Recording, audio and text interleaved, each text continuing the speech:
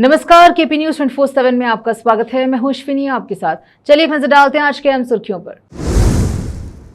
50 साल की राजनीति पूरी होने पर बीएसवाई का भव्य सम्मान। चित्रदुर्गा में जुटेंगे 10 लाख समर्थक। मैसूर में गंदगी रोकने का नया तरीका, बस स्टैंड के पास लगी एलईडी शीशे की दीवार। स्कूल निर्माण के नाम पर 800 साल पुराने ऐतिहासिक शिव मंदिर को ढाया गया, भारी आक्रोश।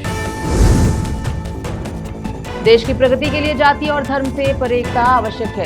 यदि समाज बदलेगा तो राजनीति भी बदलेगी, बोले मोहन भागवत। कोविड काल में एक देश ने जमा कर रखी थी उसकी जनसंख्या से 8 गुना ज्यादा वैक्सीन, विदेश मंत्री जयशंकर ने कहा कसा तंज।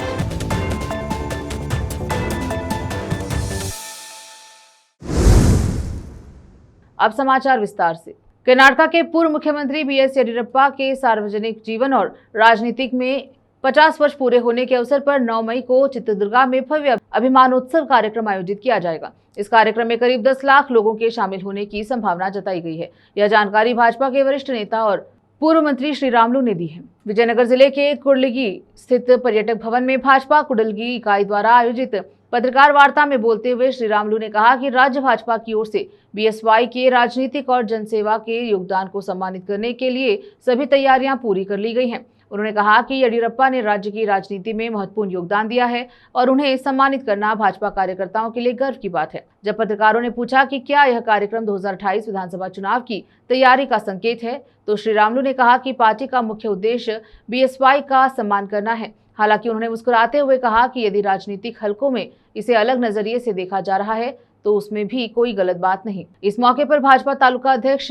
बनवीकल्लू नागराज काम शेट्टी ने बताया कि केवल कुंडलगी तालुके से ही 15,000 से अधिक भाजपा कार्यकर्ता और बीएसवाई समर्थक कार्यक्रम में भाग लेंगे। इसके लिए विशेष बसों और अन्य वाहनों की व्यवस्था की गई है। पत्रकार वार्ता के दौरान श्री रामुलु ने अभिमानोत्सव कार्यक्रम के लिए तैयार किए गए विशेष स्टिकर्स का भी विमोचन किया। कार्यक्रम में भाजपा के जिला, तालुका और ग्राम स्तर के पदाधिकारी, जनप्रतिनिधि और बड़ी संख्या में कार्यकर्ता मौजूद रहे। केपी न्यूज के संवाददाता महेश शर्मा की रिपोर्ट। कर्नाटक के मैसूर शहर में सार्वजनिक स्थानों पर गंदगी और थूकने की समस्या रोकने के लिए प्रशासन ने अनोखी पहल की है। बस स्टैंड के पास एलईडी लाइटों से सजी शीशे की दीवार लगाई गई है, जिससे लोग वहां गंदगी करने से बचे। स्थानीय लोगों और यात्रियों का कहना है कि इस पहले से इलाके की सुंदरता बढ़ रही है और साफ सफाई बनाए रखने में मदद मिलेगी। जेडीएस की युवा शाखा के अध्यक्ष निखिल कुमारस्वामी ने राज्य में किसानों की आत्महत्याओं को लेकर सिद्धरामैया सरकार पर निशाना साधा। कर्नाटक में मुख्यमंत्री सिद्धरामैया के नेतृत्व वाली कांग्रेस सरकार के पिछले 3 सालों में लगभग 3,000 किसानों ने आत्महत्या कर ली और इनमें से अकेले मांड्या जिले के 97 किसान शामिल हैं। क्या यही कांग्रेस सरकार की उपलब्धि है? निखिल मांड्या जिले के पांडवपुरा कस्बे में आयोजित जनरौंदगी जनता दल कार्यक्रम में बोल रहे थे। किसान संघर्ष कर रहे हैं, कर्ज के जाल में फंसे हुए हैं, उन्हें अपनी फसलों के लिए कोई समर्थन मूल्य नहीं मिल रहा। उन्होंने कहा जेडीएस कन्नड़ भूमि, भाषा और पानी के लिए लड़ती रही। कई लोग कहते हैं जेडीएस सिर्फ मैसूर क्षेत्र तक ही सीमित है, इसीलिए हम पार्टी को मजबूत करने के लिए राज्य के हर कोने का दौरा कर रहे हैं। 93 साल की उम्र में भी पूर्व प्रधानमंत्री एच डी देवेगौड़ा राज्यसभा में किसानों, कन्नड़ भाषा और अन्य मुद्दों के लिए अपनी आवाज उठा रहे हैं। उन्होंने आगे कहा, निखिल ने कहा कि 2028 के चुनाव अब ज्यादा दूर नहीं है। पार्टी कार्यकर्ता चाहते हैं कि केंद्रीय मंत्री एच डी कुमारस्वामी राज्य की राजनीति में वापसी लौटे। यह 100% तय है कि कर्नाटक में एनडीए की सरकार बनेगी। बेलगावी जिले की अथानी तालुके के माधाभावी गांव स्थित कार्यालय का दौरा करते हुए उन्होंने तालुका स्तर पर कर्नाटक पुलिस कल्याण विकास संगठन के बारे में बात की। उन्होंने कहा कि संगठन की परियोजनाएं आम लोगों और गरीबों तक पहुंचानी चाहिए। संगठन को निष्पक्ष रूप से काम करना चाहिए और इसका विकास व रखरखाव इस तरह से किया जाना चाहिए कि इस पर कोई दाग न लगे। श्री स्वामी विवेकानंद शिक्षा, ज्ञान, खेल और क्रीड़ा संगठन के अध्यक्ष तथा सामाजिक कार्यकर्ता प्रवीण नायक ने इस अवसर पर बोलते हुए कहा कि कर्नाटक पुलिस कल्याण विकास संगठन की परियोजनाओं को गरीब लोगों तक पहुंचाने का कार्य किया जाना चाहिए और हम यह सुनिश्चित करने के लिए काम करेंगे कि संगठन की छवि पर कोई दाग न लगे। राज्य अध्यक्ष डॉक्टर BH जमादा एक मार्गदर्शक के रूप में हमारे साथ रहेंगे और हमारा मार्गदर्शन करेंगे। इस संगठन की स्थापना तालुका के प्रत्येक गांव में की जाएगी। इस अवसर पर राज्य संयोजक रेणुका होसूर, शक्ति दल चिकोड़ी, जिला प्रमुख मुत्तन्ना कराले, अशोक बड़ीगेरा, राजू सिंदगी, सत्यप्पा निंदगावे, MM शर्मा, अनिल भावने, शरणप्पा शिंदे, कविता भोसले, शिवानंद वी, मंगलमुखी, रमजान मुल्ला, आदित्य गौड़ा, नायिका प्रशांत छिंदगी और अन्य लोग उपस्थित रहे। बेलगावी से केपी न्यूज के संवाददाता महेश शर्मा की रिपोर्ट। रोकते हैं समाचारों का सिलसिला, लेते हैं छोटा सा ब्रेक।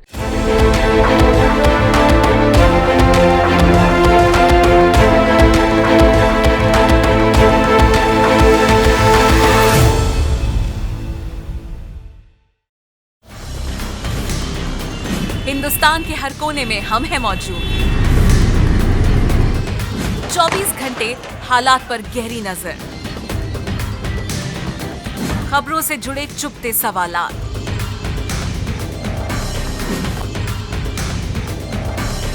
और आपको दिखाता है धार्मिक, सामाजिक, राजनीतिक, लोकल और इंटरनेशनल न्यूज की सबसे बेहतर कवरेज, जो आपको रखती है हर पल बाखबर। देश और दुनिया भर की खबर के लिए देखते रहें KP news 24/7। Noor education trust Bidar की ओर से चलाया जाने वाला नूर एमएड और BEd college Bidar, recognized by NCTE Delhi, affiliated to Bidar University, Bidar. Admissions open for the academic year 2025-26. विशेषज्ञ और सक्षम शिक्षकों द्वारा शिक्षा प्राप्त करने के लिए नूर एमएड और बीएड कॉलेज बीदर में दाखिला लें और शांत वातावरण में उच्च स्तरीय शिक्षा प्राप्त करें। बीदर शहर में बेहतर शिक्षा का एकमात्र केंद्र नूर एमएड और BEd college Bidar. For more details contact Noor colony near horticulture centre, Halatgiri के Hyderabad road, Bidar 585403 Karnataka, India. Phone numbers 9945283920, 80501726।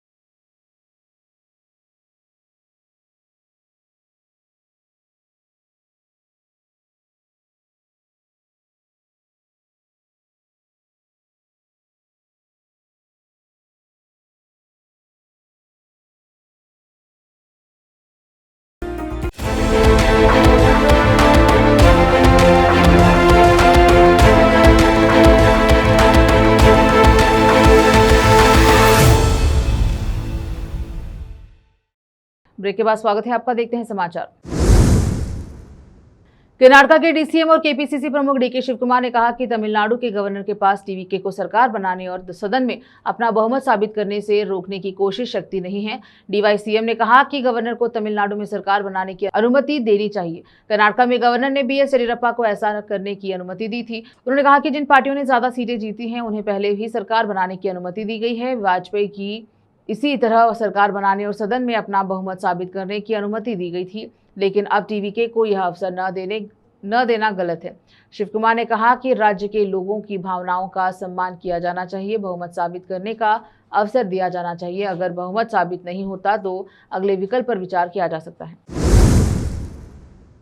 Telangana के वरंगल जिले के अशोकनगर में खानापुर मंडल में 800 साल पुराने काकतीय युग के शिव मंदिर को गिराए जाने से लोगों में भारी गुस्सा है। केंद्रीय संस्कृति मंत्रालय और इतिहासकारों ने इस घटना के लिए जिम्मेदार लोगों के खिलाफ कार्रवाई की मांग की है। आरोप है कि एक सरकारी इंटीग्रेटेड स्कूल बनाने के लिए जमीन खाली करने के मकसद से इस मंदिर को बुलडोजर से पूरी तरह से ढा दिया गया है। इतिहासकारों के मुताबिक यह मंदिर 13वीं सदी का है, जब गणपति देव का शासन था। मंदिर परिसर में फरवरी 1231 ईस्वी का एक दुर्लभ 7 पंक्तियों वाला तेलुगु शिलालेख भी मिला था। इस शिलालेख में राजा को महाराजा और राजाधिराजलू कहकर संबोधित करते थे। हेरिटेज विभाग ने 1965 में इस इमारत को अपने रिकॉर्ड में दर्ज किया। यह मंदिर ऐतिहासिक कोटा कट्टा नामक मिट्टी के किले वाले क्षेत्र में स्थित है। विशेषज्ञों का कहना है कि प्राचीन किलों के लिए मशहूर इस हेरिटेज स्थल को आसानी से संरक्षित किया जा सकता है, फिर इसे किसी दूसरे जगह स्थानांतरित किया जा सकता था। तेलंगाना के मानवाधिकार वकील रामाराव इमानेनी ने इस घटना के संबंध में राष्ट्रीय स्मारक प्राधिकरण के पास शिकायत दर्ज कराई। इसके बाद केंद्रीय संस्कृति मंत्रालय और भारतीय पुरातत्व सर्वेक्षण ने इस मामले में एक केस दर्ज कर लिया है। उन्होंने कहा अधिकारियों के खिलाफ तेलंगाना हेरिटेज एक्ट की धारा 30 के तहत कार्रवाई की मांग की है, जिन्होंने भारतीय पुरातत्व सर्वेक्षण और धार्मिक बंदोबस्ती विभाग से अनुमति लिए बिना यह काम करवा दिया। शिकायत के आरोप भी लगाया गया है। राज्य सरकार हेरिटेज संरक्षण समिति का गठन करके पूरी तरह विफल रही है। स्थानीय जिला प्रशासन और जिला कलेक्टर की टीम, जिन्हें इस बारे में सूचित किया गया था, ने 6 मई को एक संयुक्त निरीक्षण के बाद स्पष्टीकरण दिया। प्रशासन ने कहा कि 30 एकड़ के इलाके में झाड़ियों को साफ करते समय उन्हें केवल एक पुरानी जर्जर इमारत के अवशेष मिले। उन्होंने यह भी कहा कि इलाके को आधिकारिक तौर पर एक संरक्षित विरासत स्थल घोषित करने के लिए कदम उठाए जाएंगे। द्रविड़ मुनेत्रा खड़गम यानी डीएमके की वरिष्ठ नेता और सांसद कनिमोझी ने लोकसभा अध्यक्ष के एक पत्र लिखा। इसमें उन्होंने संसद में अपनी पार्टी के सदस्यों को अलग बैठने की व्यवस्था करने का अनुरोध किया। इस पत्र ने साफ कर दिया कि डीएमके और कांग्रेस के बीच का गठबंधन अब राष्ट्रीय स्तर पर भी समाप्त हो चुका है। यह डीएमके के इंडिया गठबंधन से अलग होने का भी इशारा है। 7 मई को लिखे इस पत्र में कनिमोझी ने स्पष्ट रूप से बदली हुई राजनीतिक परिस्थितियों का हवाला दिया। उन्होंने लिखा, चूंकि कांग्रेस के साथ उनका गठबंधन अब खत्म हो गया है, इसलिए डीएमके सांसदों का सदन में कांग्रेस सदस्यों के साथ बैठना अब उचित नहीं है। इससे पहले कांग्रेस ने तमिलनाडु के विजय को समर्थन देने का फैसला किया। कांग्रेस ने यह भी कहा था कि अब आने वाले सारे चुनाव विजय की टीवी के साथ गठबंधन में लड़ेंगे। कनिमोझी ने इस पत्र में लिखा कि हमारा गठबंधन अब समाप्त हो चुका है, इसलिए हमारे सदस्यों के लिए वर्तमान बैठने की व्यवस्था को जारी रखना अनुपयुक्त होगा। मैं आपसे अनुरोध करती हूं कि डीएमके संसदीय दल के सदस्यों के लिए अलग बैठने की व्यवस्था की जाए। डीएमके अब सदन में अपनी एक स्वतंत्र पहचान बनाए रखना चाहती हैं, ताकि अपना जिम्मेदारियों का प्रभावी ढंग से निर्वहन कर सके। पश्चिम बंगाल में चुनाव परिणाम सामने आने के बाद लगातार हिंसा जारी है। चुनाव परिणाम के सामने आने के बाद तृणमूल कांग्रेस के नेताओं को भारी विरोध का सामना करना पड़ा। बंगाल के नतीजों के असर अब फ्लाइट के सफर में भी देखा जा रहा है। जानकारी के अनुसार तृणमूल कांग्रेस की सांसद महुआ मोइत्रा के खिलाफ फ्लाइट में जो लोगों ने नारेबाजी की, सांसद महुआ मोइत्रा ने फ्लाइट के भीतर जय श्री राम के नारेबाजी का वीडियो जारी किया। महुआ मोइत्रा के मुताबिक वीडियो उनके दिल्ली जाने के दौरान का है, जिसे वायरल किया जा रहा है। महुआ मोइत्रा ने इस घटना को लेकर एयरलाइन से शिकायत की है और एक्शन की मांग की। जानकारी देते हुए तृणमूल कांग्रेस की सांसद महुआ मोइत्रा ने बताया कि अलर्ट में आज अधिकारी कार्य से दिल्ली गई थी। रक्षा संबंधी संसदीय स्थानीय समिति की बैठक में भाग लेने के लिए मैं 6C719 विमान में सीट 1F पर बैठी थी। 4 से 6 पुरुष एक ग्रुप में प्लेन में चढ़े और मुझे घूरने लगे और विमान के पिछले हिस्से में चले गए।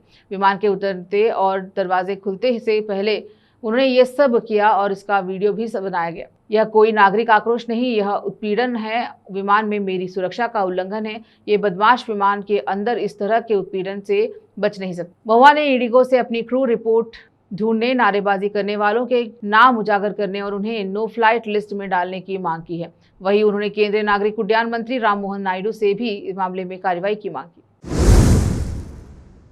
रोकते हैं समाचारों का सिलसिला, लेते हैं छोटा सा ब्रेक।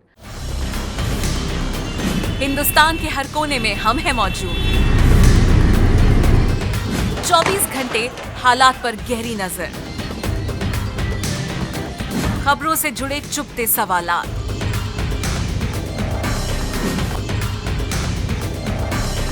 और आपको दिखाता है धार्मिक, सामाजिक, राजनीतिक, लोकल और इंटरनेशनल न्यूज की सबसे बेहतर कवरेज। जो आपको रखती है हर पल बाखबर। देश और दुनिया भर की खबर के लिए देखते रहें केपी न्यूज 24/7।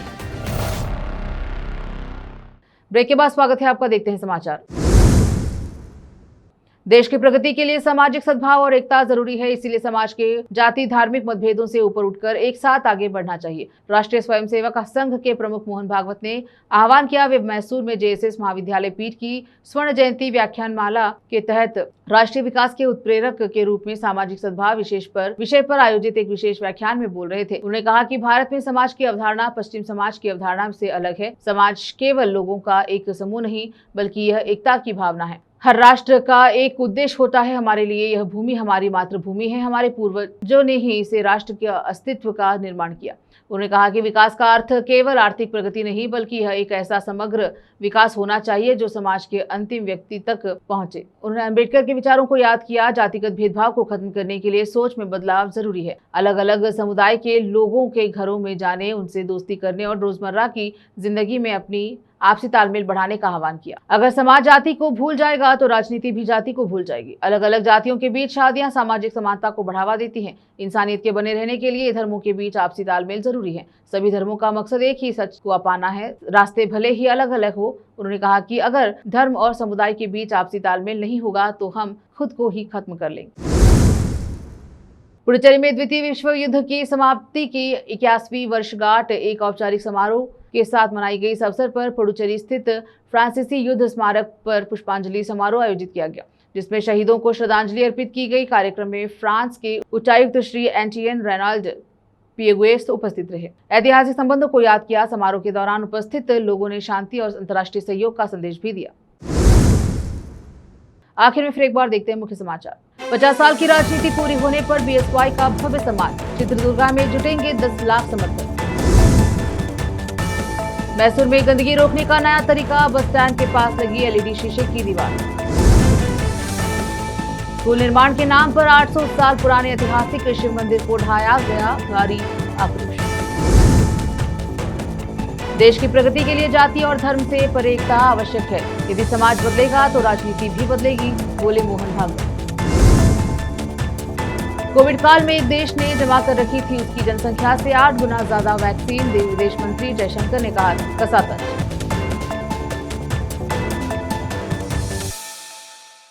केपी न्यूज के बुलेटिन में अब तक के लिए इतना ही। देश विदेश और स्थानीय समाचारों के लिए चैनल को लाइक और सब्सक्राइब जरूर करें। धन्यवाद।